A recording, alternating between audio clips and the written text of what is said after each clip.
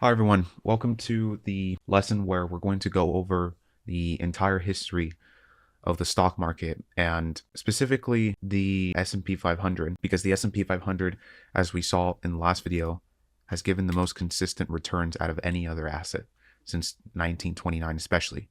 But in this chart, I put 1928 so we can see just when the market peaked and it's in that whole 20s bubble burst itself. So this lesson is going to be very interesting because we're going to go over so many topics that a lot of people don't want to bother go into because there's a lot of data and a lot of people don't want to do the work of the data, but I do because I want to really understand how things interplay so I could best correspond in which area can I invest in, which area can give me the best returns. And I think in a way that's a bit more responsibly, right? So let's get right down into it. Now, market in the 20s, and especially the country in the United States, was a very different era. Same with the country as well in economics. But it was the booming 20s because that's when people started, the cars came out, but the industrial companies were succeeding a lot. And overall, people were just consuming in a ridiculous pace with movies and all these sorts of things. And many people were over leveraging into many different assets and speculating in a ridiculous, it's a whole guessing speculation boom where people are pretty much gambling in order to sell it to a higher person. Well, a lot of people went into this speculation. This was in the 20s. People were just buying these ridiculous, unnecessary things, and stock prices were rising more than what corporate earnings were showing. So it was like a ridiculous boom in speculation. People in that time were utilizing a lot of margin to buy stocks, especially banks. But usually a lot of traditional investors were using margin, especially because margin was a new thing in the block in that time, and where brokers were offering a service and where if you deposited $1,000, they would be able to give you $10,000 in extra. So a lot of people who bought a stock of a position for $10,000, all they had to do was put a 10% down payment and they would just have a remaining $9,000 that they didn't have to pay. Usually, as in the 20s, many people who had their stocks appreciate, they were able to grab that profit, whether it was a 50% gain of the stock, that would give you $5,000 in extra, and you can automatically at least offset a bit of the loan. But of course, none of that turned out as it meant to be. And like all things up to the extreme and that much leverage, there's always a huge downside to that. There was also a bubble in Florida with real estate. As many veterans from World War I were coming, they were seeking to find a pretty cheap and easy place to live with that sort of paradise feeling. And many people decided to move to Florida because of this highland. That's really when the vice for Florida began. People began buying a lot of land that were recklessly abandoned. And because of this huge demand, a lot of those prices of those properties were doubling every few months. A lot of cases, the speculators didn't even have cash to pay for their purchases, in which they were simply leveraging with the banks to buy these very unprofitable properties. And based upon all this amount of speculation, this brought also a lot of Ponzi schemes, and where a lot of property owners were selling other purchasers these different properties, when a lot of the properties, for example, was this land in the middle of nowhere next to a swamp that was off limits towards any sort of service or shopping center. Yeah, it was really bad, a really bad time. And that's why you can see, if you look at the causes, you can absolutely see rationally why there was such a big effect that led to the Great Depression. And all that always comes to an end, which it inevitably did, and that happened in 1929. And because of that, that's why the Great Depression happened, because of so many people were involved in many of these practices involving banks and many serious company. When a company went bankrupt, the other companies had to default, lost money because they were also heavily in debt, because it's a boom. There's going to be a higher life. There's going to be a great, fantastic future for everyone. The problems that are happening now are not going to be anything significant. Hence, it doesn't matter what the risks are because they're always going to resolve themselves in the future. Many of these people think like that, and many people do still think like this. And what do you think always happens? Well, when one bad little occurrence happens, the whole house falls down because it's built upon rotten bricks. It's built upon broken twigs that, you built the house out of twigs, you didn't build it out of bricks. So that's what happened in the 20s, and that's what caused the Great Depression, because even banks, like the deposits that banks were getting, majority of all those deposits in that times went back to the stock market. And that's crazy. I mean, that's ridiculous, because the stock market is a very volatile instrument. The stock market can go down in a year, and temporarily it can keep going down from people selling more. But if you put all your deposits, which are basically leveraged money, into the stock market, and something bad happens, especially at the top of a hyper bubble, Well, when everything comes down, right, when these companies had to default and they're said that's it, it created a domino effect. It's very similar to what happened in the dot com crash. For some of you who don't know, the dot com crash happened in 2000. A lot of companies that had enterprises that were called at the end .com, so that'd be petshop.com, neighbors.com, like anything that ended with .com was involved into this. And everyone in this time in the 90s thought that .com was going to be the next great thing. It's going to solve all our problems. And the risk into getting leverage now is nowhere as risky and much better with the game because it's likely going to take off and do well over many years. Many people had this mentality, and I can say in a way that that sort of mentality is happening now, especially with AI. And that's always going to happen because the human psychology likes to form a rationality in an area where none of the actual events are happening, because people get bored. People don't want to look at the facts. Like broker is not going to tell you that, one of the most safest investments is to enter into the S&P 500 or to enter in a treasury security, and you're going to be paid a yield of 2%, 4% a year.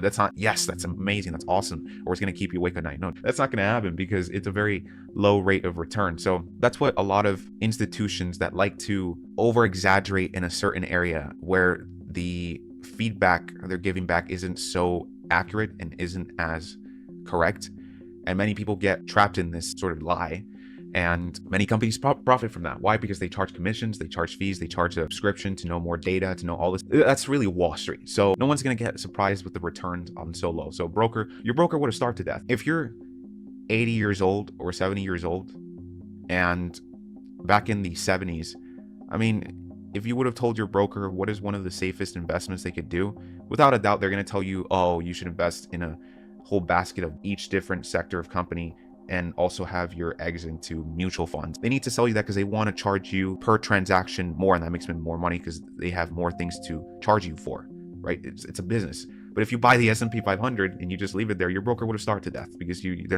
only get a one-time charge and commission. So that's what happened to the Great Depression. There was sort of this domino effect. With this domino effect, after one company didn't do well, the other company didn't do well because, they got leveraged. And when there was inevitable macroeconomic things like the Federal Reserve had to tighten monetary policy, I would say 80% of the times when the market goes down, it's usually because of tightened monetary policy. That doesn't mean that it's always going to happen. That's why it's an 80% chance. But it happens often. And usually when those moments happen, that's when a lot of these companies that aren't making money in this mass euphoria of the world's going to be a better tomorrow, or people think that the world's going to be enormously like heaven tomorrow, you want to stay away from those people. At least for the financial world. It's just because when greed comes in, irrationality leaves out the door. So that's the biggest problem when something like this happens in the financial markets. When people get so optimistic about something, that's when you should start to become careful, because a lot of times there could be a lot of false misleading signals. And there's a lot of people that like to facilitate that game. Back in the Great Depression, you had this domino effect, and many companies weren't profitable. After one fell the other. A lot of big companies that were investing in these other small companies that would do much more better started to fall down, and many of these other companies were literally banks. They were involved into these stupid securities, these stupid high anticipation of changing the world, where when the Great Depression happened, the entire market got affected. So the main reason why the Great Depression was so impactful isn't much of a bubble, but it was mostly because there was no regulation in that time, right? So that's the thing that I think many people might get confused, because they might be hearing what I'm saying. They go like, okay, wow, then a bubble is very serious and it's very dangerous. Not really. Like it's dangerous, of course, if you buy and sell in 2 years, like you're waiting to do that stuff. But in the long term, it really doesn't matter. And most of all, because now the markets are very, very, very carefully regulated. Like there's a lot of regulations in the market. No one can get away with anything. It's almost impossible to get away from something. That had to happen in the beginning of 2000, like Enron and all this stuff. But now it's harder because everything is so digitalized that controlling and digitalized is much more easier because it's faced on by a third party, right? You can't hide it in some document in the middle of nowhere. Like it's easier online. Of course, you can counter argue that less easier because of hacking, but in a wide sense, in wide variety, it's much easier to discover mysterious documents because almost every company in the world publishes all their data in the internet. So back then you didn't have this stuff, and especially not because of the internet, but mostly because there's just not regulation. Like the biggest security in the market is, of course, the SEC, which is the Securities Exchange Commission.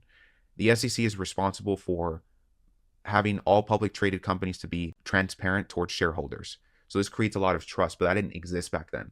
and you didn't. There wasn't Social Security. There was also a huge division against employers and employees.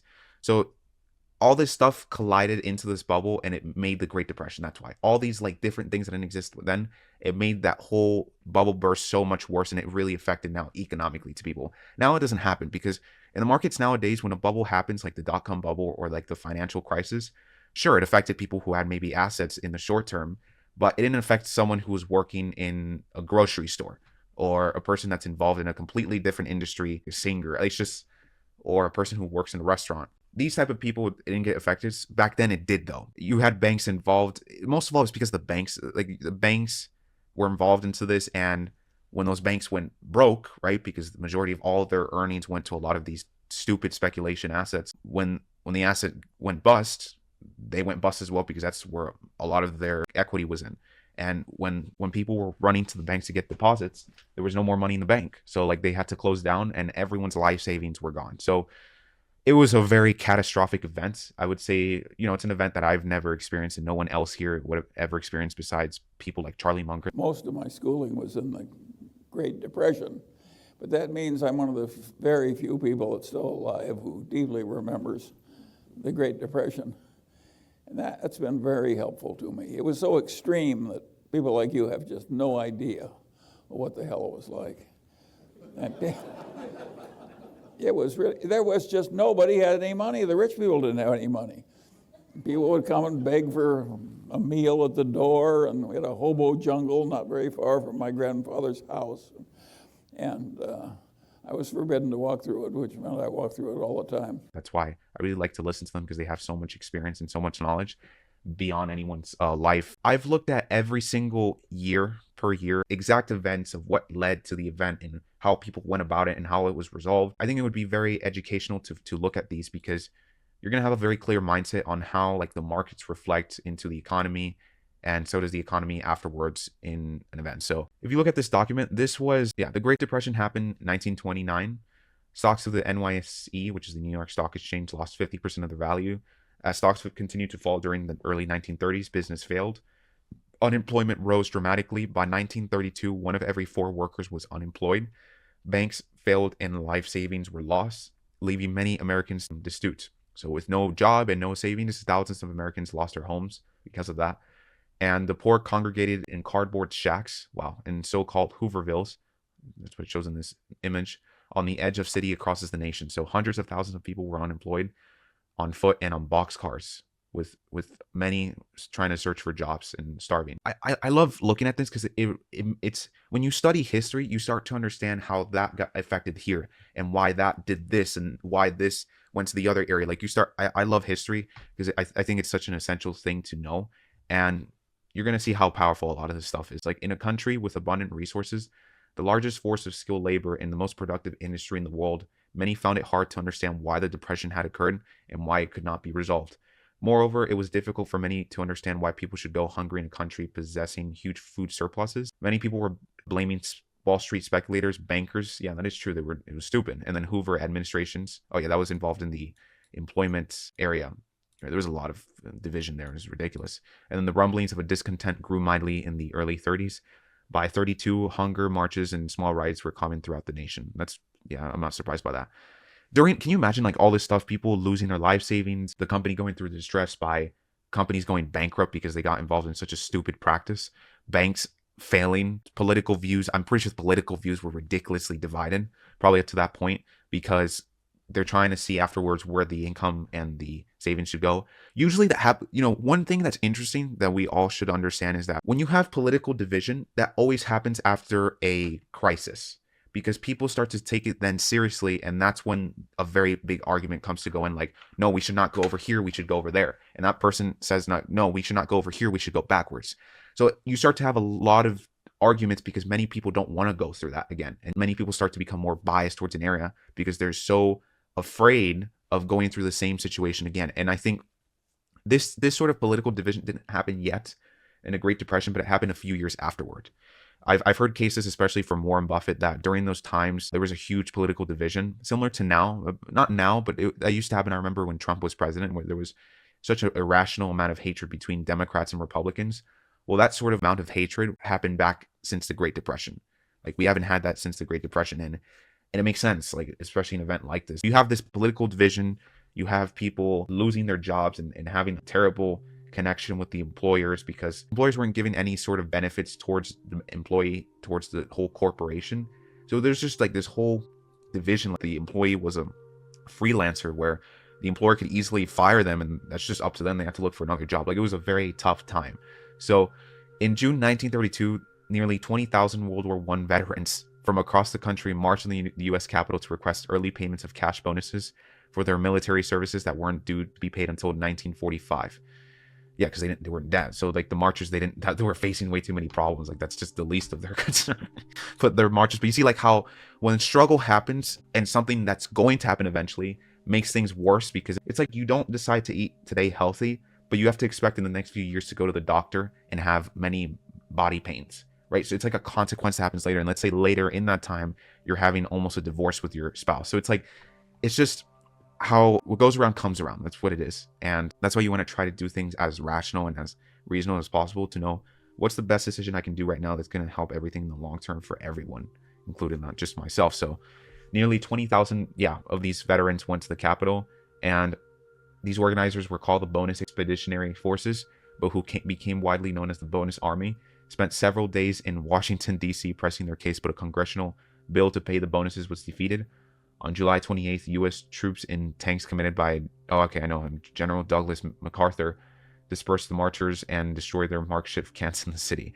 However, not all citizens were caught up in the social eruption. Many were too downtrodden or busy surviving day to day to get involved in public displays of discontent. Of course, they were facing hunger and they were in goddamn box houses. I mean, they were so poor that people didn't even afford. Well, obviously, like their life savings were gone. They had to try to survive out of this, and many employers had to dump employees because the first thing when a corporation is losing money, first thing they do is lay off people because it's the easiest, less sacrificing way to sacrifice revenue that could compromise their product of sale, that could be the value of the business in the long term. So that's why they do that, because they're easily expendable, right? It's like they're easily expendable. They're able to bring. I know that maybe that might anger some people, but that's just the reality of it. Many businesses do that, especially in this country. But it does make investors a bit relieved because they're not sacrificing like the golden goose of the business. So they place their hopes and trust in the federal government, especially after Roosevelt was elected in 1932. And during this time, many of the Congress and Senate, of course, they had to meet up with each other and really solve this enormous issue because, I mean, we're talking one of the most richest countries in the world, even in that time, going through an absolute devastating crisis economically in the world.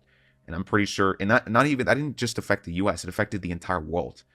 It affected Germany immensely. It affected Russia in some way, not as much because that's when Russia became the Soviet Union, so they were more involved with themselves.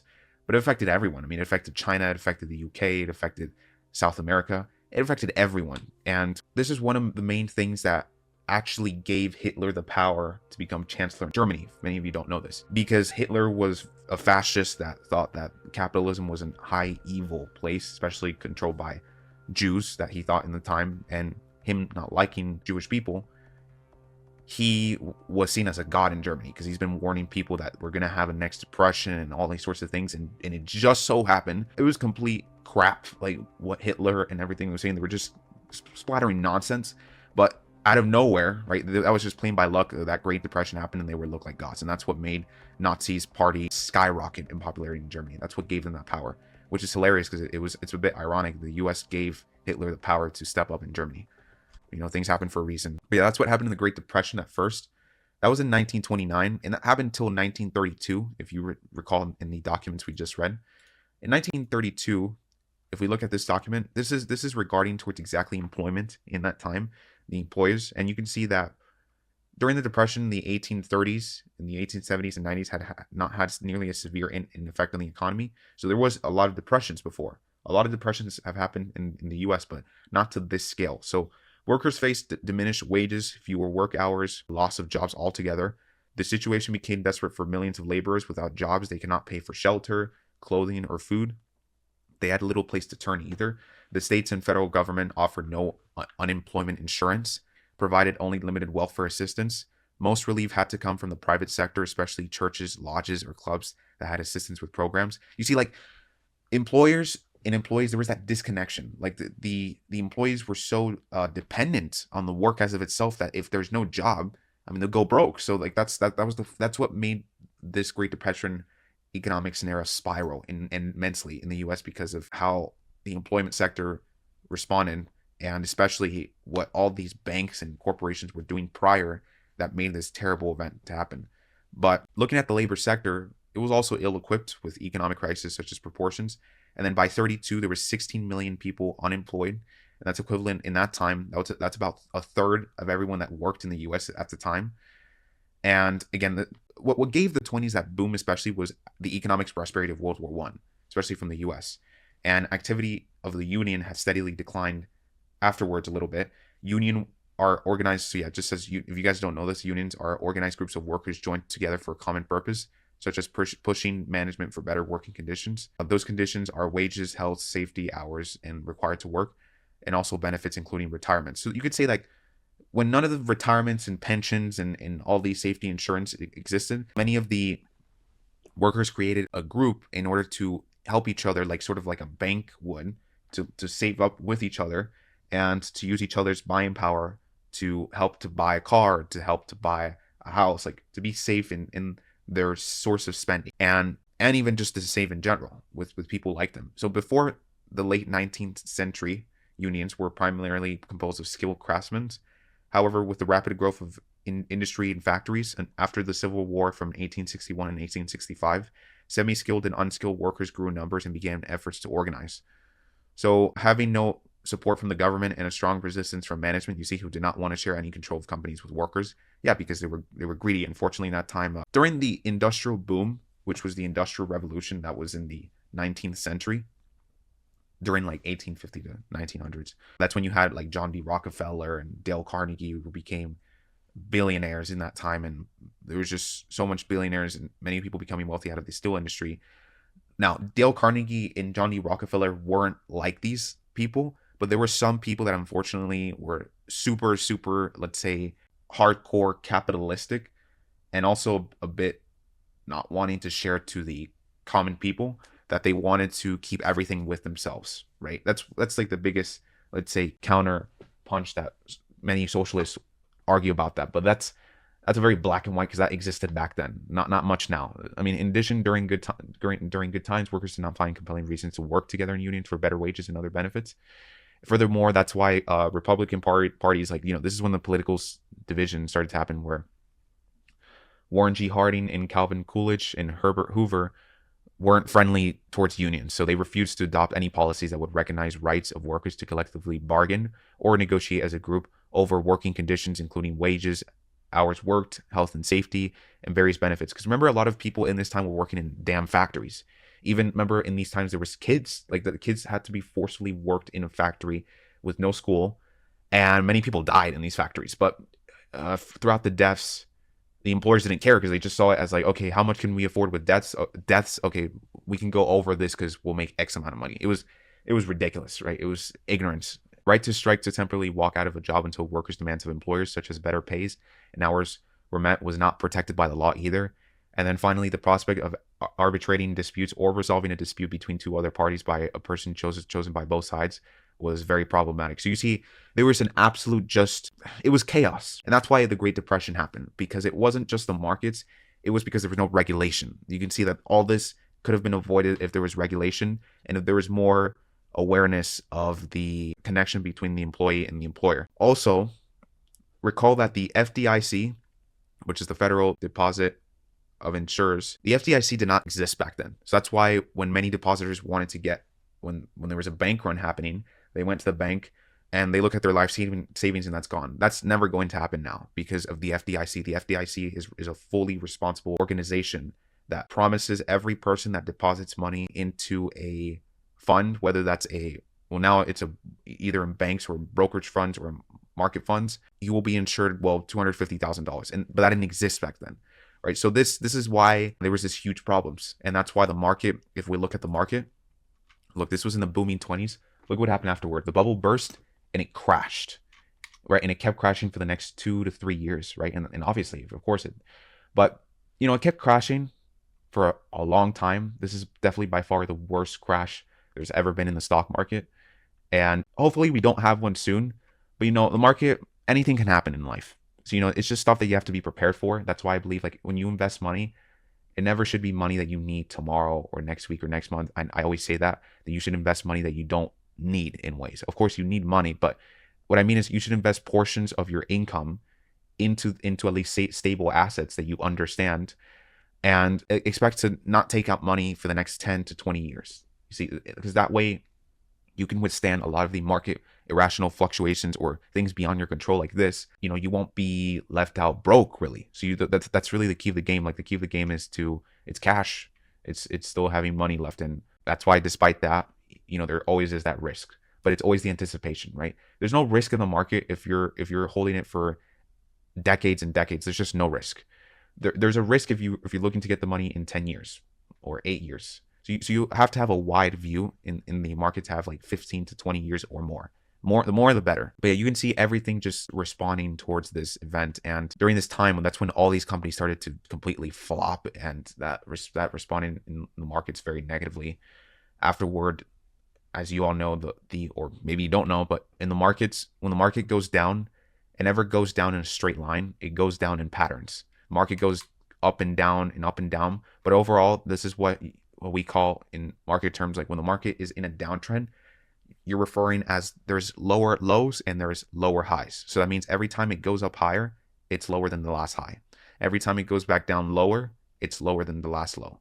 So you have lower lows, lower highs, lower lows, lower highs, lower lows, lower highs. That's a downtrend. And you can just see this all happening. During these years, if we look specifically, especially in 1932, 1933 when this happened, right? Look at this article. What made the stock market crash? So here's like kind of a brief summary from this website, and I found it to be accurate. Capital is the tools needed to produce things of value out of raw materials. Building and machines are common examples of capital. I'm pretty sure it's talking about that time. So a factory is a building with machines for making valuable goods. Throughout the 20th century, most of the capital in the United States were represented by stocks. Wow, that's really big. A corporation owned capital. Ownership of the corporation in turn took the form of shares of a stock.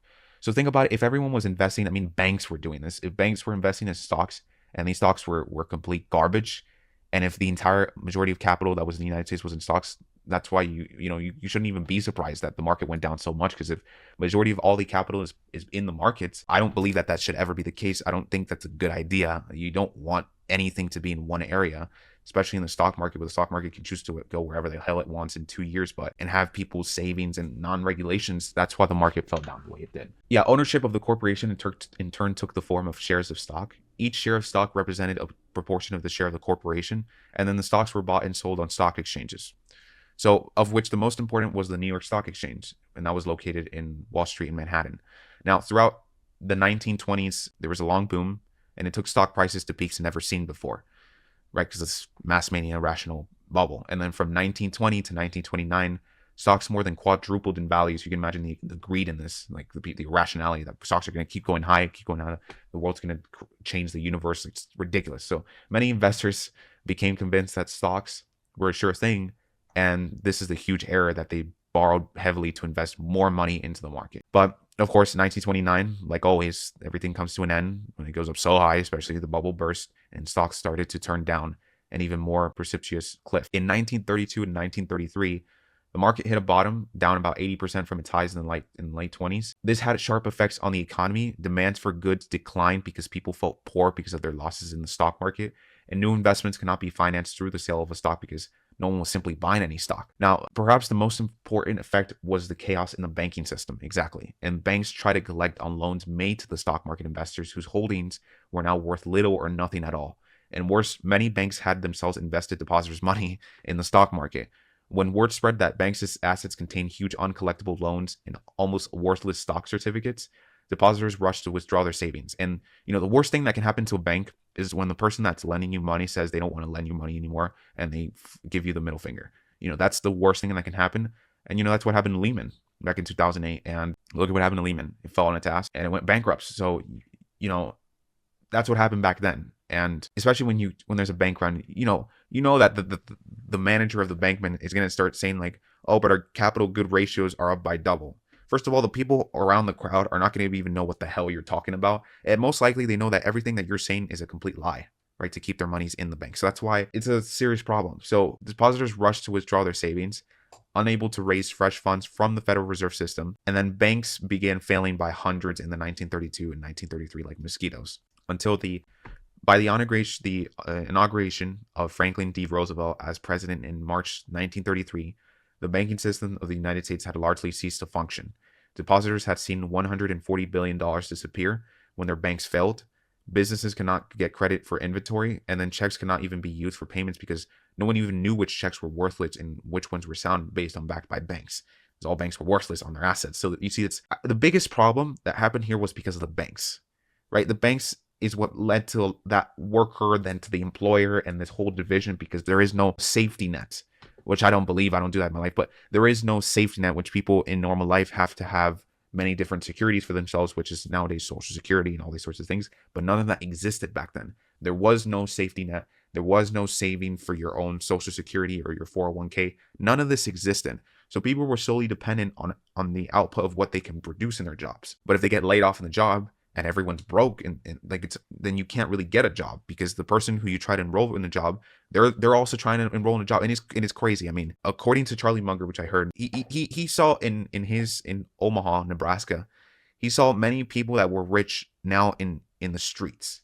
And that's crazy. And he saw many people trying to beg for money or beg for food. Like he would see someone knock the door and it was a homeless person trying to get food from their own houses. And there was also the hobo slums very near to each house. So like it was crazy. Things happen for a reason because you'll see what happened after this. Roosevelt closed all the banks in the United States for 3 days as a bank holiday. Some banks were then cautiously reopened with strict limits on withdrawals, obviously because they don't want this create selling more, else to get worse. They need to control it. And eventually confidence returned back to the system and the banks were able to perform their economic function again. And then this is where, to prevent the same disaster, that's when the federal government set up the Federal Deposit Insurance Corporation. And that's, which eliminated the rationale for bank runs to get one's money before the bank runs out. Backed by the FDIC, the bank could fail and go out of business, but then the government would reimburse depositors, which is a very super, super important thing that came out of the Great Depression. The FDIC would have not been a thing if the Great Depression happened. And that happens all the time. Out of a crisis, people learn out of a situation and they realize how important it is. And it established a super structure in our current society that we wouldn't have if the Great Depression doesn't happen. So that's sort of the mentality I think a lot of people should have, that whatever happens in the future, no matter how terrible it is, what comes out afterwards will be amazing for the world because people learned out of a mistake that they won't repeat again, or at least they will minimize the mistakes and they will minimize the consequence. And that's the great thing about going through, let's say, ups and downs in life, because you learn things in the downs that you can't learn in the ups. Another crucial mechanism insulated commercial banks from stock market panics by banning banks from investing depositors' money into stocks. So that's why that doesn't exist at all. But that did exist back then. It was crazy. I mean, it was just crazy, but it was because people didn't have knowledge on this. People never expected any of that to happen until it did happen. And that happens all the time. When something bad happens, that's when people realize it's bad, but they don't think it to be so bad before. All that sort of process of like people not seeing it to be bad. That's why the subprime mortgages crisis happened. That's why the dot-com crash happened. That's why there was stagflation. That's why there was oil crashes. That's why, many different things. That's why the Kennedy slide, like all this was because many people didn't see it so bad until it happened, and they don't do it again. Right. And that's what happened to the real estate after 2008. Banks and the real estate markets, especially with Freddie Mac, are so secure now that they're very unlikely to repeat the same mistake again because they realize how terrible it was. They're not going to do it again. And that's what happens in life. When you go through something terrible, you don't want to go through that again. So you're going to do everything as possible to not get even close to it, avoiding it like the plague. And that's what happened. So either way, that's when a lot of these worst things started to continue. But, if you look at 1933, when things got worse, because this is when banks failed, like right at the peak of 1933, and that's when everyone's life savings were gone. Look at what happened to the market. In 1932, it bottomed and it went up. See, it bottomed and it went up, and it bottomed at pure pessimism because you have banks runs, you have all these companies flopping into each other. There shouldn't really be any reason, especially nothing on Wall Street. People are saying to buy now because it's really great. No. The market bottomed when no one was expecting it to. And the market does that all the time because the market is not the economy, which a lot of people confuse, that they go like, oh, okay, if the economy is doing well, the market's going to go up. No, that doesn't work that way. The market does not work that way, because the market anticipates what will happen to the economy. The market does not reflect the economy, and this is what people don't understand, and people just listen to someone, to the media, but it's not like this, because by the time someone and economic factors are proceeded to be said, the markets go down. That's what happened in 2022. The Federal Reserve, during January and February, the markets fell down. During that time, the Fed saw that there was high inflation, and they said that there was a high risk that we would have to start, controlling it. But it didn't happen yet. And look what happened to the market. The market went down. And then they said, okay, we're going to likely do it now. And then the market went down more. And then the Federal Reserve said, okay, we're not going to do it now, but we're going to do it later. The market kept going down. And then when the Federal Reserve finally did it, the market went down. And when inflation just was going more and more higher, what do you think the market did? Well, when October bottomed, when no one in the world would have expected, I knew it wouldn't. I didn't predict the bottom, but I knew a lot of this irrational panicking wouldn't last so long, because it's not such a serious problem. And most of all, because the markets are not the economy. By the time it peaked, when the market just shot up after October, and ever since now, it's April, the market has been in an uptrend. And people still believe right now that there's going to be a recession. That's always going to happen. People over here thought that there's going to be a recession, right? People over here thought there was going to be a recession. For sure. They lost all their money. This was way worse. I'm pretty sure even people 7 years later thought the market was going to go down and it was not going to sustain itself. But that's how the market works. Because the market, see, even though the economy is doing bad, right? The economy is doing now worse. People are losing, unemployed. The market bottomed and went up because it's already factored all the fear. When something so terrible has happened, it's very hard for another thing equally or more terrible to happen again. If all the banks failed, all the companies failed, everyone's life savings to fail, what are a harder chance possibility to be something even worse than every three things combined? That's a lower probability, and that's why the market bottoms. That's called those are called oscillators, in terms of like when the market's oversold, because you're going to hear that a lot. When the market's oversold or overbought, it represents that there's too much proceeding orders towards that direction, and it's more likely to go in the other direction, because there's too much to sell for, that there's nothing else to sell. The only thing that you can do now is buy. And who are the people that mostly buy into this? Market makers, right? And I'll talk about that later. Market makers, not all the time, majority of the time, make the bottom and they lead the direction. And that always happens. And then remember what happens psychologically to people. People buy, and when it keeps going up, when they see a lot of big candles, they buy slowly, they buy big. When they see a big candle, they buy more, but they're afraid because it might hit maybe some resistance or something.